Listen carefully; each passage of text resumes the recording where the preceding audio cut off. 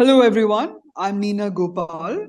Welcome to Global Express. This is our weekly interaction with experts where we analyze the impact of developments in our backyard, on our neighborhood, on India. Do click on the New Indian Express website and tweet and follow Global Express. This week, we take a long, hard look at the intelligence failures that we've marked very Israel could neither preempt or interdict the attack. Similarly, in India, in the lead up to the Mumbai attack in 2008, the famous, the 2611 attack, and Sri Lanka in the run up to the Easter Sunday attack in 2019, failed to respond to threat intelligence, despite high grade, high quality intelligence given by Tamil Nadu intelligence through India's security agencies, RANW and Intelligence Bureau.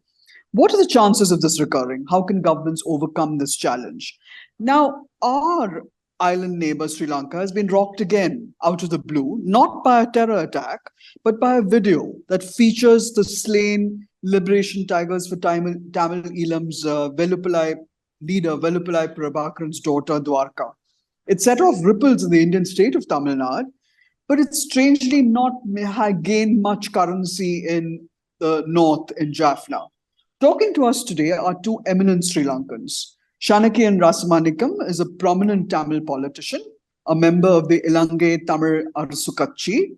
He represents the Tamil National Alliance in Parliament from Batikalo and created quite an uproar in Parliament with his recent China Go Home call. Welcome, Mr. Rasamanikam. And we have also with us renowned author and scholar Dr. Rohan Gunaratna, who's written multiple books on matters of national security, national interest, international interest, focusing on the Tamils. His latest book is a remarkably well-researched book on Sri Lanka's Easter Sunday massacre. Welcome, Dr. Gunaratna. Let's begin with you, Mr. Shanakian. The video shows an older woman who bears a striking resemblance to the LTTE chief's daughter. But it was immediately, picked up by one of Mr. Prabhakaran's staunch supporters here in India, Mr. Nedumaran. And it was also picked up by other people in the state of Tamil Nadu, mainly people of Sri Lankan origin. And within 24 hours, the Tamil diaspora had put out numerous tweets, Facebook posts celebrating Dwarka's return from the dead. But then there were other posts that also said that it was a deep fake, that it was a creation of artificial intelligence, and this was actually not her, but some woman who lives in Austria, who was sort of behaving or sort of claiming to be her. But it is true, every year on May 16th and 17th, when the Prabhakaran and his family and the LTT top guard were gunned down in the marshes of Mullavikal, similarly, on Heroes Day, on November 26, 27, some story or the other will surface. But is Sri Lanka still obsessed with the Tamil question? I mean, is the Tamil diaspora still hankering for a separate state, as opposed to the Tamils in the north who live in the north, who see it as a hopeless cause, and who I think have moved on from my last visit so many years ago? Thank you, Neena, for having me on the New Indian Express today. In fact, as you very correctly mentioned, every year around the month of November, around the week of November 26th or November 27th, there is some new controversy around the LTTE that comes up. If I may refresh your memory, I think in 2018 November, prior to the Easter Sunday attacks, there were two policemen who were killed in my district in Batiklo, in a place called. And the police immediately put the blame on the LTTE and said that the LTTE was regrouping ahead of the Mavirar week. And later on, the police conceded that in fact they were wrong and that those two policemen were in fact killed by Zaharan's group who were part of the Easter Sunday attack. And yes. Last year, there was another story about Prabhakaran being alive. Again, prominent politician that you mentioned from Tamil Nadu is the one who had a press briefing and mention that Prabhakaran was alive. And this year, it is Dwarka. So I think, like you, I think your assessment on the situation is very correct. Within Sri Lanka, I don't think people even really have, not even a small percentage of people have even believed that it has any legitimacy, or that that video has anything real in it. But on the issue about the Tamil people, have they given up their political aspirations? I think the Tamil people have always, the Tamils of the country, not just in the northern province and the eastern province, the north and the east together, is the areas of historic habitation of the Tamil people. People living in the north and the east, the Tamil speaking people, are still working towards a political solution in this country where political power is shared, where all citizens are equal. So maybe up until 1976, from 1940, even my grandfather was a member of parliament. Various took place for a negotiated political solution through dialogue. Failing when it failed for 30 years, that is when the Tamil youth took up weapons and arms, and then it was an armed struggle from there onwards. And after the end of 2009 or mid 2009, even though the guns have been silenced, I think the ethnic is still very much alive. Tamil people are still aspiring for a political solution where power is devolved, and that Tamil people can enjoy political power, because, like you would know, the parliament's composition in Sri Lanka is very much majoritarian. So there's a large number of MPs who represent the majority community. And how many Tamil MPs are there? Are there 19? Is it? The Tamil MPs who represent the north and the east are around 17 members of parliament from all political parties. But however, then we have Tamil members of parliament from the upcountry. They're Tamils of Indian origin.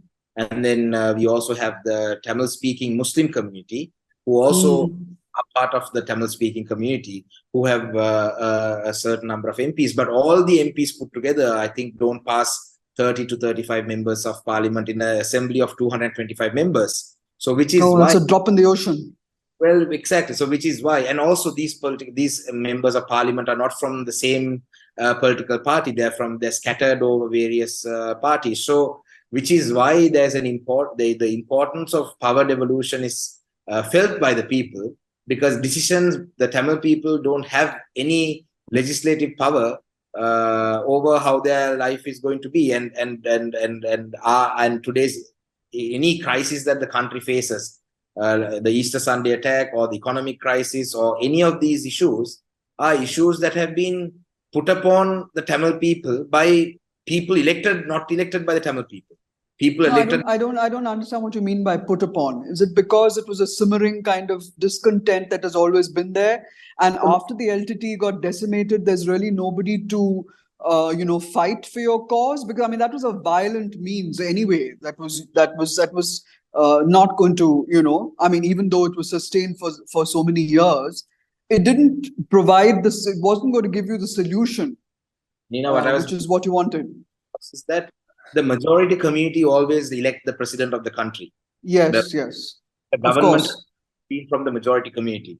The numerical minority, the Tamil people, we have not been part of the executive in this country for the last 75 years. We've only been part of a cabinet once in the history, and that too was for around 6 months in the 60s. So any actions that have been taken that has brought Sri Lanka to today's situation, we have no politicians from the Tamil parties have not been the ones who have made the decision. So our fate, I understand, yeah.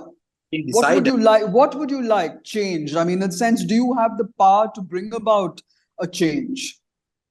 Well, it's a very long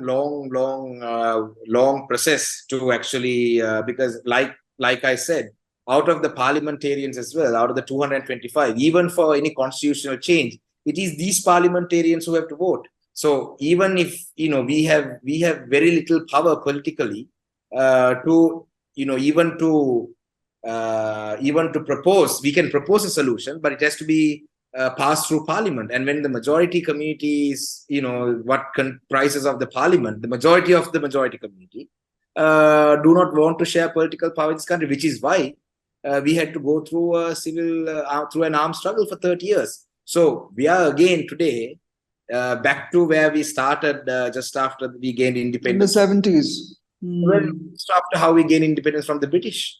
Our fate Yes. handed over to the majority community, and we have to only hope that we can resolve things, which is why that we always hope and we always look upon India, who's our closest neighbor, who has been very sympathetic towards the Tamil people, and also I think a stable Sri Lanka is important for India.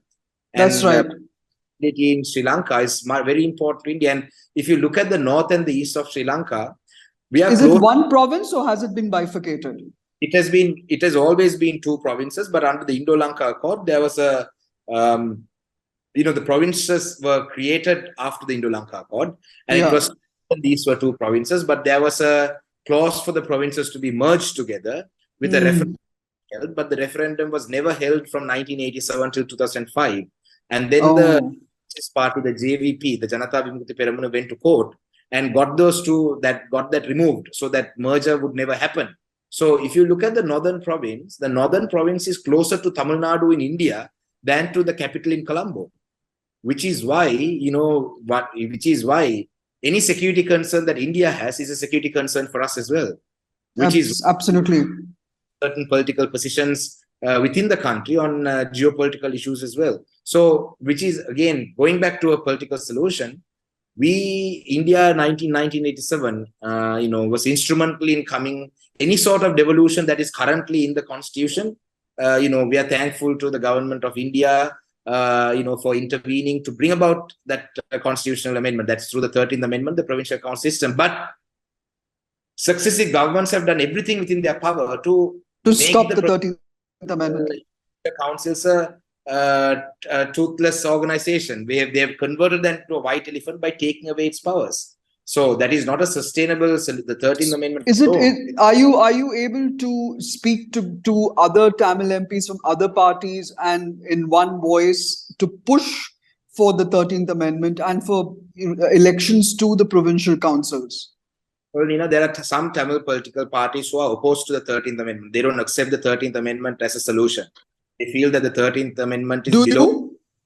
Well, what we feel is 13th Amendment is a starting point. We don't accept the 13th Amendment to be a comprehensive, that's not the end, that's not the final result. But we have on the 13th Amendment to have meaningful devolution is what we say. So we don't reject the 13th Amendment. We want to build upon the 13th Amendment. So obviously, in a country like Sri Lanka, where there is a lot of skepticism about power devolution or even federalism, we need to understand the mindset of the majority community as well. So we need to build upon the 13th Amendment, but 13th Amendment is not a final solution for the political aspirations of the Tamil people. So one thing that all Tamil parties have agreed upon, we have various disagreements amongst ourselves, even Tamil political parties who are with the government or even who are opposed to the government. One thing we agree on is that the Tamil people's political solution should be a federal form of solution. So we're all in agreement on that. But how we work that, how we get there, or the wordings or the finer details on that is what we have agreements over. So, I mean, the Tamil diaspora seems to have an impact on what is happening within the north and the east. I mean, people are saying that, even this video is just, was floated by the Sri Lankan government, basically to extend the ban on, various groups in the Tamil diaspora, and that India's, interest in stoking this is also there because they have a stake. I'm not quite, in concurrence with this, but it says Delhi stands to gain from saying the LTTE has spawned a new leader. I don't know how. So is there a move within the Tamil diaspora to push for a separate state? Would that be something you would see happening, or is that just a Well, if you think about it, there Tamil diaspora groups we have a large number of Tamil diaspora groups, and in the Tamil diaspora groups, everybody is entitled to have their own opinion or their own vision or We are not, they're in a different country. And some of the Tamil diaspora members are still unable to, even comprehend or even put together their thoughts to think about living with the majority community in the country, because they were chased away from this country. The last thing that they remember in this country could be violence, where they lost a loved one, or they were, part of some atrocity that was committed by the state against them. So This was for them, when the mobs went from house to house and not and targeted people. there has been various instances. I mean, we can list down more than 100 instances where the state has unleashed its violence on civilians in this country. So, we can't really say that their opinion is correct or incorrect. But we work with Tamil diaspora groups as a political party who want to try and find a solution within a united framework of Sri Lanka with maximum possible devolution. So, the groups that want separation, I mean, they're free to have their views as well. But we need to look at what in reality, what is practical, what is a solution that we can actually achieve. So therefore, different diaspora groups have different opinions, but we work with many diaspora groups who feel that we should all work towards achieving maximum possible devolution within a united framework of Sri Lanka. So if there's obviously an election coming, and I hear that just like there was an exodus in the past, there's another exodus which is happening from the Tamil populated areas in the north, because agricultural land is being co-opted, many say, by the army, that it's no longer lucrative, that businesses are being run not by the Tamils of that area, and they're slowly being edged out. There is economic resurgence, but hasn't really benefited the Tamil people. And I was also told that if elections are held today for provincial councils, the number of Tamil MPs would go down, because the number of Tamils have gone down, because it's relative to the number of people who live there. So would you have can you tell us something about that? So, in fact, there is a brain drain that's happening in the country. All Sri Lankans, irrespective of them being Tamil, Sinhala, or Muslim, are migrating from this country, looking for greener pastures due to the economic conditions in the country. So there is a number of Sri Lankans who are moving because financially, economical stability is not there, and they don't see any hope in this country's economy reviving, because the government still resorts to corruption and racism, those sort of things that destroy this country and got this country to a bankrupt state still continues in the country. So that is one group of them. But like you very correctly said, there is a large number of projects that the government has taken upon. This has happened since 1948 to change the demographic of the north and the east. So there's state-sponsored colonization. So for an instance, in my district, within a pasture land where 600,000 cattle are using this pasture land, the government is bringing the minister in charge, and the government is bringing in people, or government is turning a blind eye towards people encroaching this pasture land from different districts. So, again, that is crossing a livelihood issue for the livestock owners, because the cattle are being shot, the cattle are being killed, and because I heard that. So this is one way. So naturally, the livestock owners would rather sell their livestock and migrate to a different country. Then the archaeological sites, Hindu shrines or Hindu temples have being converted into Buddhist places of worship, and the Buddhist temples are being erected in places where there are no Buddhists who live there.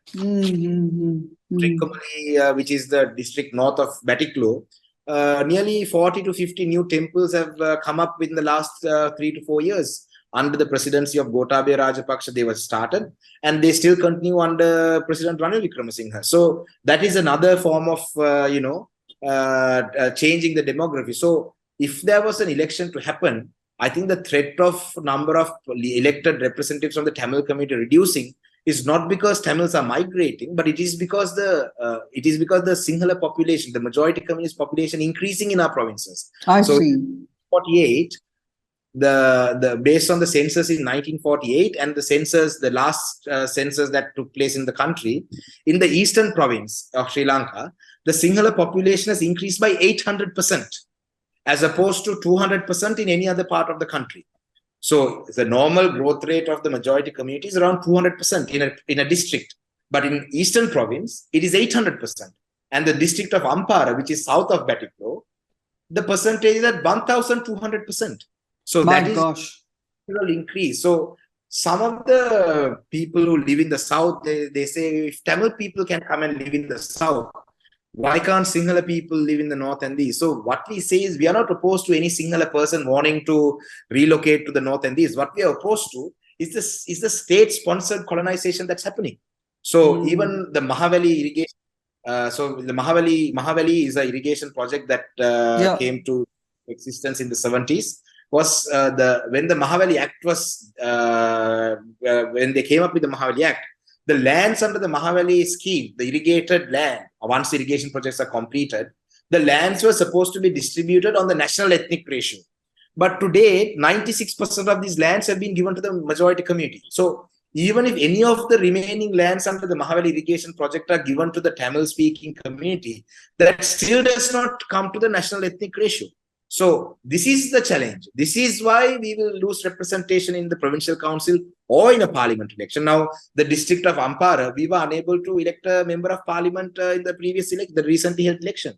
We had to give our single lone nationalist MP position to Ampara because we didn't have all the Tamil people of Ampara not have representation. So if this trend continues, and if we don't reach a political solution soon, where the land powers are vested within the provincial council, or the land powers are given to the provinces, or the provincial council has some sort of say in the day-to-day governance of the country, I think in the next few decades, we may not have Tamil representation at all in my province. My gosh.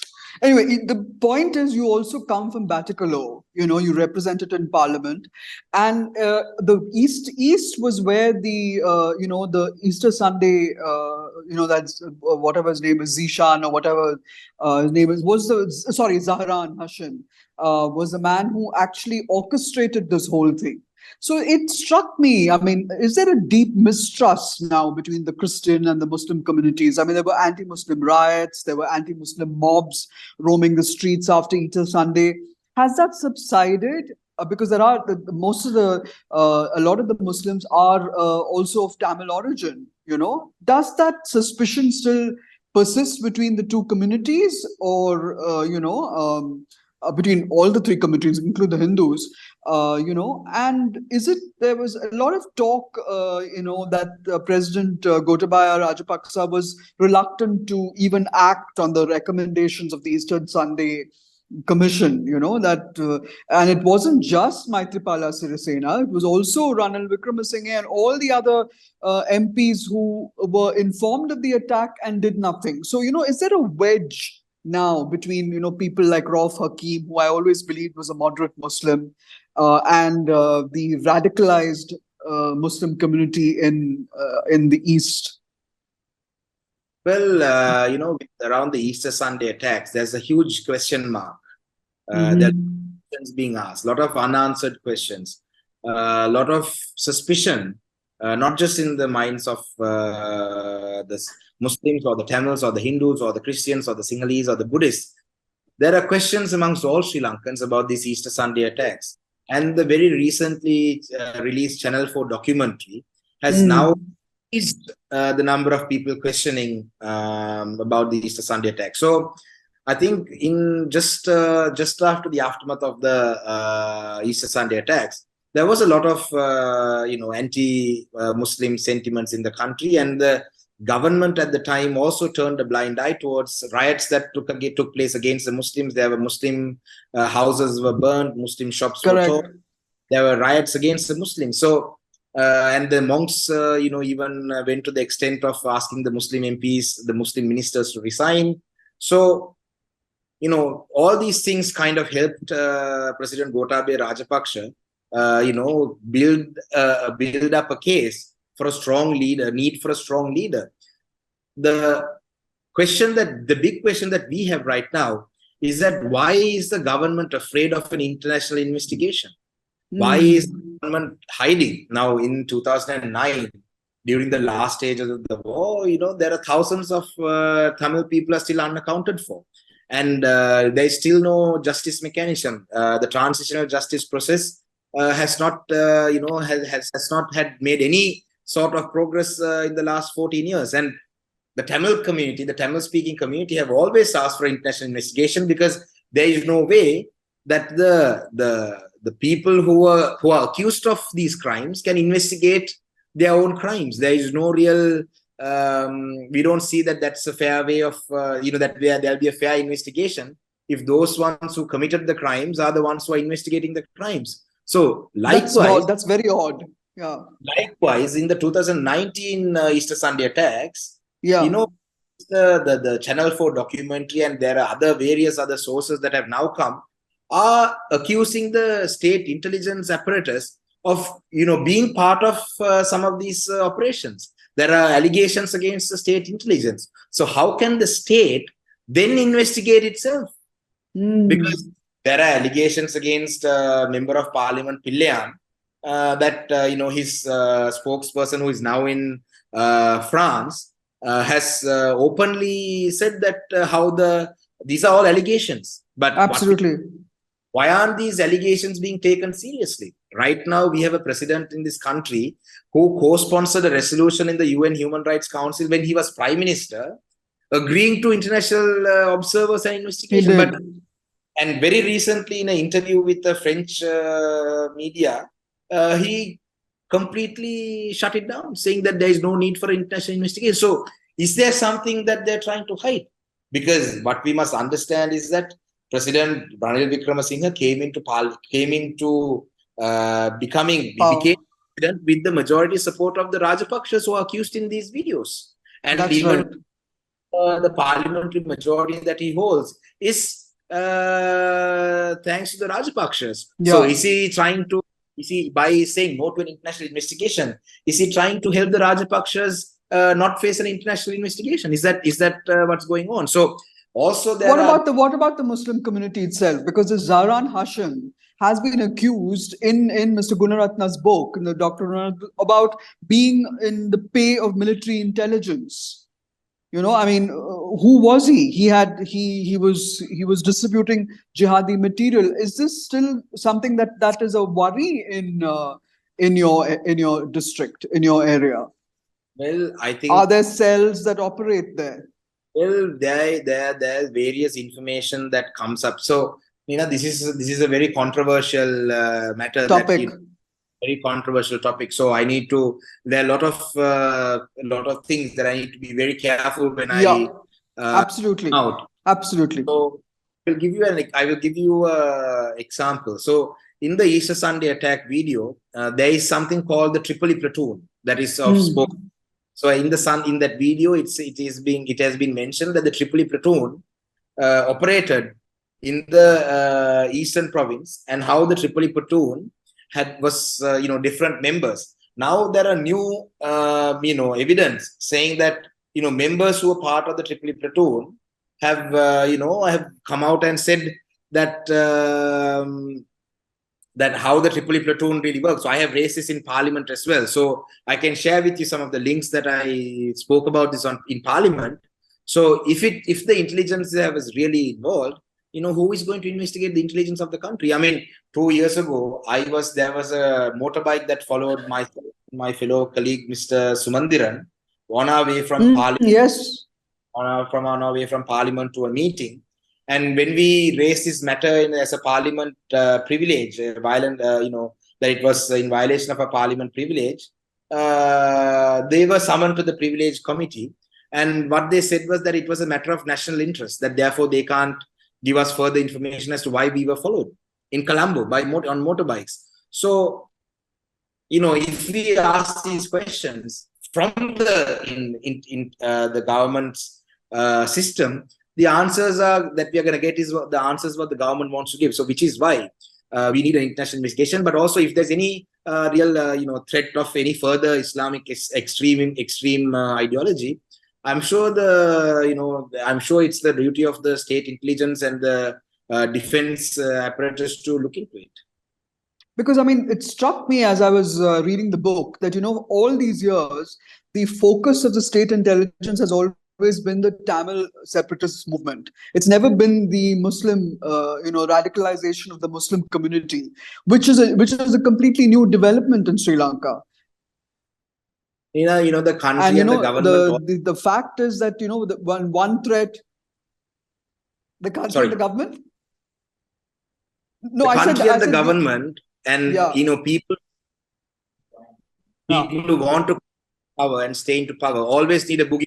They need a boogeyman. They need to make villainize somebody so that they can use that to come into power. So I think the country's population, the majority community, was so tired. The Tamil community was beaten, killed, all sorts of things, till 2009. So if anybody said in 2019 again that there's a threat of the Tamils to this country, I think that wouldn't have really sold in, for a political campaign. So, and the violence against the Muslims and the Islamophobia didn't start in 2019.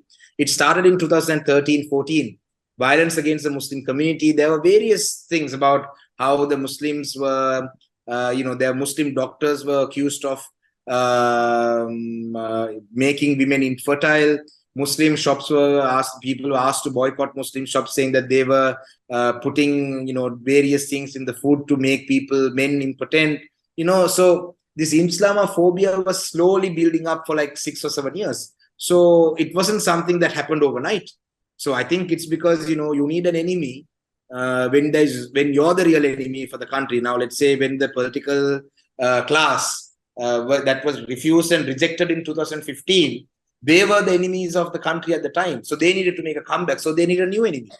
That's a very interesting point. Now, your speech in Parliament about the threat posed by China, before we conclude, what is it that made you, speak out on that subject? Because it's something that I think, India is very concerned about. So, Nina, the reason for this, the country being bankrupt, is primarily the dud investments that the Chinese government implemented in this country. And the Rajapakshas are accused of taking money from the Chinese companies for political campaigns. So, this large amounts of debt was given, large amount of borrowing. Now, some can say that it's not the Chinese government's fault, it's the Sri Lankan government that borrowed all this money, right? Okay, let's put that aside. But during the last year, when I made that speech, the government of Sri Lanka was trying to reach a staff level agreement with the IMF. And at the time, the Chinese government tweeted at the time saying that the Chinese government was a true friend of Sri Lanka and that they were distributing 10 kilos of rice to the public. Each family would get 10 kilos of rice. So, and at the same time, they were a stumbling block in the IMF negotiations. Wait, I hear that that they still haven't agreed on terms. So if it was a true friend of Sri Lanka, it's not by giving 10 kilos of rice is not going to cut it. They should help the government of Sri Lanka to achieve a agreement with the IMF, because the other creditors, like the Paris Club and the private creditors, were waiting for China's confirmation on what China is going to do with the debt. So if China at that time, I think there were discussions saying that China will not restructure, but that they will give a new loan. So if the other would not give Sri Lanka a loan. So I said, if the Chinese government and China is a stumbling block in Sri Lanka's chances of getting an IMF agreement, we will have to start a China Go Home campaign in Sri Lanka, because then the Chinese would be the ones who are in between Sri Lanka reaching an agreement with the IMF on our road to recovery on our economic crisis, which is why I said that statement at the time. Anyway, that was very interesting hearing you give us an insider's account of what happens with the Tamil MPs and so on. I'm just going to now talk to Dr. Rohan Gururatna. So this week, we've looked at all these, connected the dots basically between what happened with Israel being caught completely by surprise on Hamas. On the Hamas attack on October 7th. And coincidentally, the fact that 26/11 came up, and from nowhere, we didn't have a bomb as such, but a Tamil sort of bomb did explode with the video that went out, became viral, the one on, Prabhakaran's daughter rising from the dead. So, I wanted to ask you in particular about the, who you think is behind this video. There are various explanations being put out. I mean, what is the reason uh, that every year to mark Heroes Day there is some little ripple? Is it to breathe new fire into the Tamil separatist cause? And are we missing the wood for the trees? In the sense, the radicalization of the Muslims in the East is still a factor, or is it not? Dwarka, the daughter of Prabhakaran, she died during the final phase of the fight between the LTTE and the Sri Lankan military in 2009. But the LTTE constantly tries to say that Prabhakaran is still alive, his wife is still alive, and his children are still alive because they want to raise money. So I want to say that there are even politicians who are living in India, in Tamil Nadu, especially Seaman and Edumaran. Both these people have said that Prabhakaran is alive because they want to resurrect this organization because they are fanatics and they are supporters of these groups. And does the Tamil diaspora have a leader? I mean, in the sense, does it have somebody like, like Prabhakaran? I mean, in that sort of, persona. After Prabhakaran was killed in May 2009, he was succeeded by a man called Tharmalingam Shanmugam Kumaran or Kumaran Padmanathan or KP. Yes, KP was arrested in Malaysia by the Malaysian Special Branch based on US intelligence. He's the man who lives in Kilinochchi now. Correct. So, and he was brought home back to Sri Lanka. He is now looking after 3 orphanages. That's right. In the north of Sri Lanka now. After KP, we have not seen a significant leader who has emerged. So that's what I'm asking, Dr. Gunaratna. Who are the people who are stoking this whole myth that the LTT is still a force to reckon with, when it really clearly is not?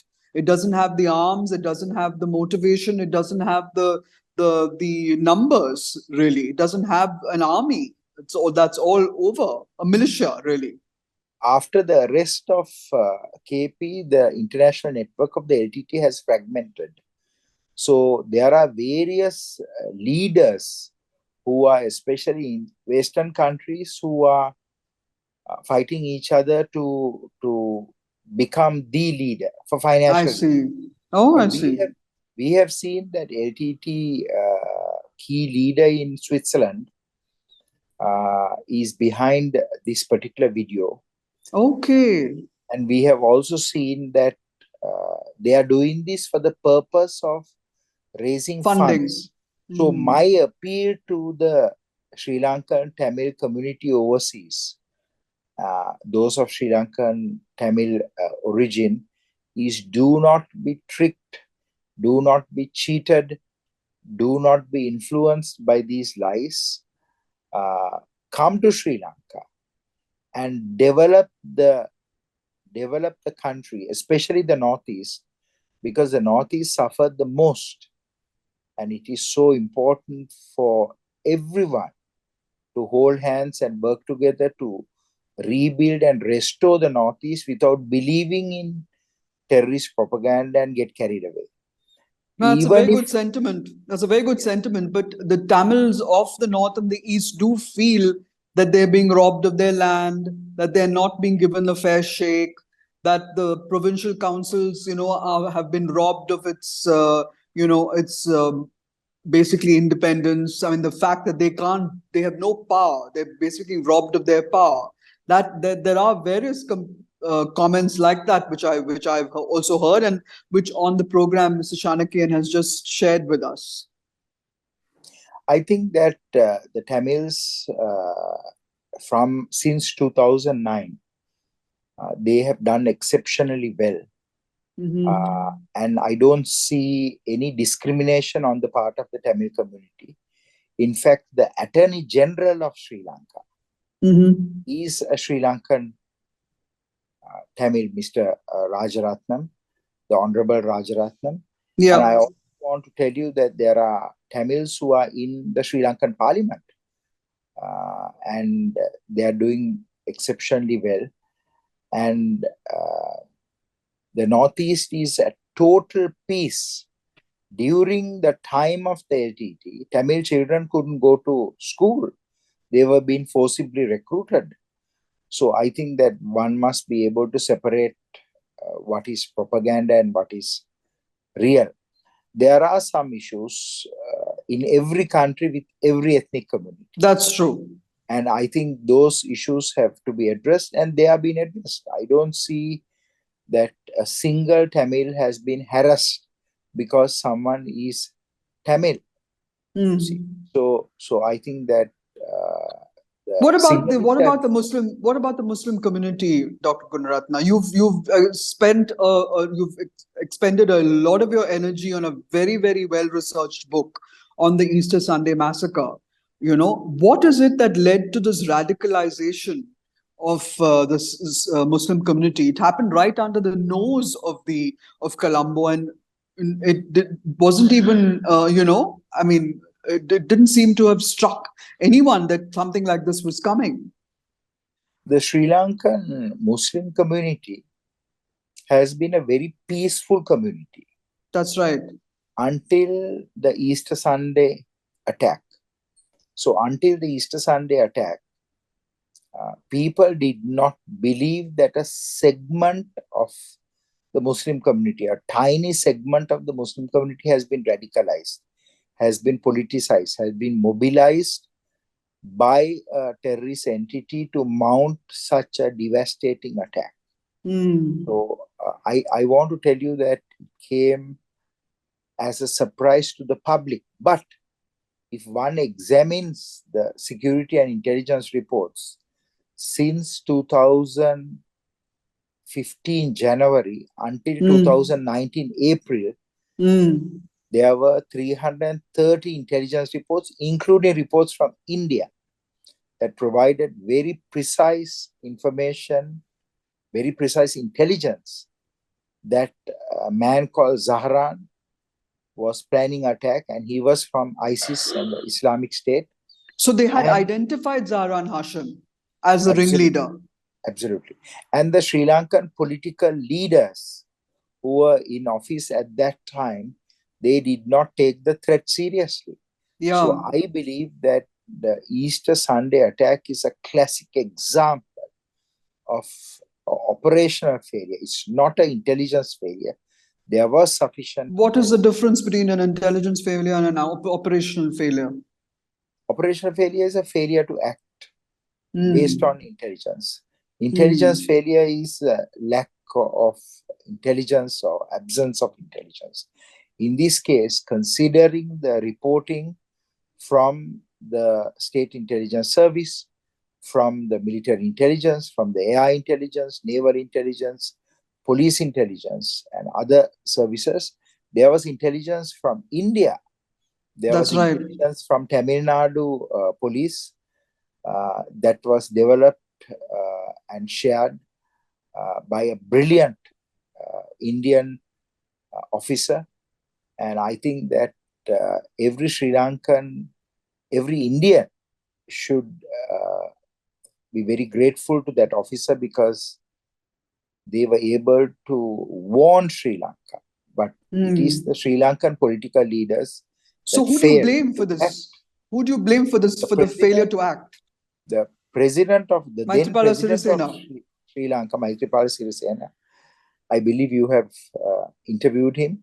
He did not act, and in fact the Sri Lankan courts have fined him for not taking his national security responsibilities seriously. I think that even in the future, worldwide, uh, courts should take decisive action against political leaders who failed in their responsibility.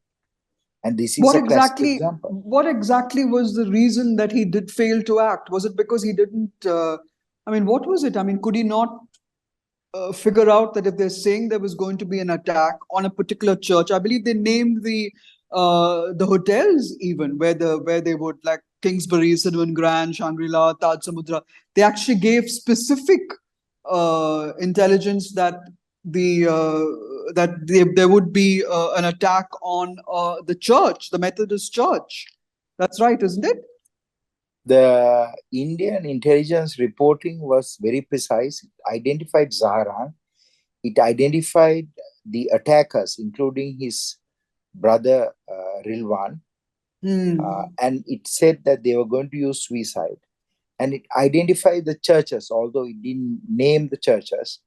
It also identified the luxury hotels. Yes. So identified the date. And yes, and the time of the attack.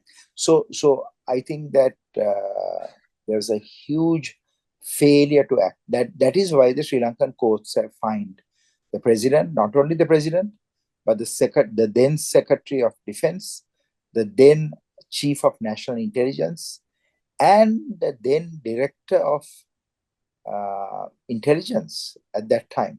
So I believe that in the future, not only should courts fine, but courts should sentence. Penalize?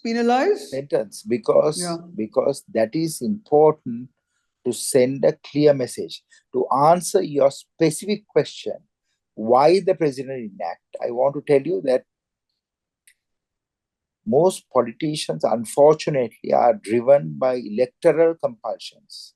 They're looking for votes and they don't want to take action, thinking that they will lose the Muslim vote. But I can tell you, having engaged the Muslim community, if the Muslims knew that the president of the country has acted against extremist group and prevented the attack, they would have voted for him. In fact, the Muslims don't want extremism. You see, it's only a very tiny percentage of the Muslim community that is radicalized. So I think that the Easter attack should send a very clear message to political leaders, to defense officials, to military officers, to intelligence officers, that it is their responsibility to take decisive action. But Dr. Gunaratna, there's also a point about the Australia connection that you brought up, the New Zealand connection that you've brought up. I mean, there's Al Furqan Mosque in Melbourne, which you say was a recruiting ground for the suicide bomber. Is that also something that is of a concern, a cause of concern? Because I mean, the Muslims were radicalized by the preacher, that Zakir Hussain, and people like that. So there is. Are there any red flags that you now see that about the groups like the Tawheed being infiltrated, or moderate Muslims being continuing to be sort of radicalized? Is that a possibility? Like Indian Muslims, Sri Lankan Muslims, most of them are very moderate and tolerant. They believe in coexistence. But a very small group of Muslims who are exposed to radical ideologies, especially the Salafi Wahhabi ideology, the type called the Tawheed Jamaat, these Muslims are extremists. And these groups should be dismantled. And these ideologies have come to Sri Lanka from the Middle East, little bit from the subcontinent. And from Southeast Asia. But mostly, I can tell you that their genesis, their origin is from the Gulf. It is. But we have also seen hubs and of ISIS Khorasan, Dr. Gunaratna, you say that the ISIS Khorasan map includes Sri Lanka. Yes, absolutely. But we have seen that there are hubs located in the United Kingdom and in Australia. And people who have studied, children who have gone to study in those universities, they have brought those ideologies. Jamil, who was identified as the bomber who was to attack the Taj Hotel in Sri Lanka. He was radicalized, as you mentioned, at the Al Furqan Mosque in Melbourne. And the Australians did provide sufficient intelligence about Jamil to the Sri Lankan intelligence service. But again, the government did not decisively act against those individuals based on very precise intelligence reporting. So to wrap up, has there been a gap in this national security framework that has been fixed? I mean, this whole conversation that we're having, your book coming out and all that has happened on the anniversary of 26/11, in the Mumbai attack, which fascinated me because, you connect the dots. I mean, you just look at the various intelligence failures that you've talked about, and Mumbai, sorry, was a great example of that, I mean, the National Security Advisor, M.K. Narayanan, put out an alert months before, after they had, monitored a call in the Arabian Sea, saying that the nuclear facility, the Baba Atomic Research Center, would be breached. And it was David Headley who may have, for all you know, taken a photograph, because there were 53 points apparently around Bark that were breached. And then there was another alert that the National Security Advisor also put out, which said that it would be a seaborne attack. And none of these things, just like the Easter Sunday, none of these things were acted upon. So do we have a blind spot, where radical jihadists seem to be able to prey on, on the unsuspecting? And are we on course to stop that? Worldwide, we have seen that the security and intelligence communities today have sufficient information and intelligence, but there has been a huge failure by policy and decision makers to act precisely. If you look at the Hamas attack, October this year, and if you look at the Mumbai attack in 2008, if you look at the Easter Sunday attack in Sri Lanka. I want you to know that there were a lot of measures that were taken that would have prevented an attack against the High Commission. But High Commission was a target. The Indian intelligence information provided that. Or if you look at the 9/11 attack, there has been, of course, a huge amount of intelligence, but it is the leaders that did not take decisive action. That means governments need to appoint and promote to those key national security positions leaders who understand national security. So we need to train our national security leaders, whether they are political leaders, leaders from the administrative services, leaders from the security and intelligence communities, to read information, to read intelligence, and to act decisively. So I believe that it is not the lack of dots, but it is the failure to connect the dots and to develop a comprehensive threat picture to take action.